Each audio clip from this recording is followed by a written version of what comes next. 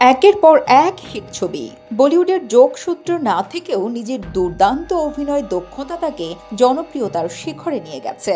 এক যুগের ক্যারিয়ারে বক্স অফিসে একাধিক হিট সিনেমা উপহার দিয়েছেন বলিউডের জনপ্রিয় মুখ বিক্রান্ত ম্যাসি। কিন্তু হঠাৎই অভিনেতা নিলেন কঠিন সিদ্ধান্ত। ক্যারিয়ারের শিখরে ওঠার পরই অভিনয় ছাড়ার ঘোষণা দিয়েছেন 12th ফেল খ্যাত এই অভিনেতা। 2025 সালেই শেষবারের মতো পর্দায় দেখা যাবে তাকে।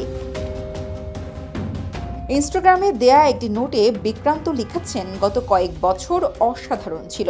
আপনাদের অটুট ভালোবাসা এবং সমর্থনের জন্য ধন্যবাদ। তবে এখন সময় হয়েছে সবকিছু নতুন করে ভাবার এবং ঘরে ফেরার, একজন স্বামী, বাবা এবং পুত্র হিসেবে এবং একজন অভিনেতা হিসেবে। তিনি আরও লিখেছেন, 2025 সালে আমরা শেষবারের মতো একে অপরের সঙ্গে দেখা করব। শেষ দুটি সিনেমা এবং বহু বছরের স্মৃতি নিয়ে আপনাদের থেকে বিদায় নেব। আবারও ধন্যবাদ, সবকিছুর জন্য চিরকাল কৃতজ্ঞ।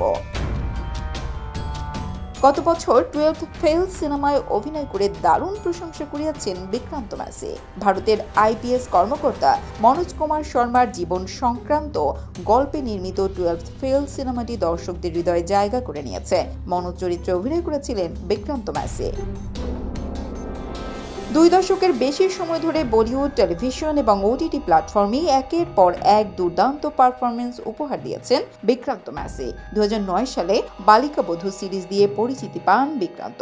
12th ফেল ছাড়াও হাসিনা দিলরুবা, ফির আই হাসিনা দিলরুবা, শবরমতি, রিপোর্ট এবং সেক্টর 36 এর মতো সিনেমাগুলোয় তার অভিনয় সমালোচকদের পাশাপাশি দর্শকদেরও মুগ্ধ করেছে। সর্বশেষ শবরমতি রিপোর্টে তাকে দেখা গেছে।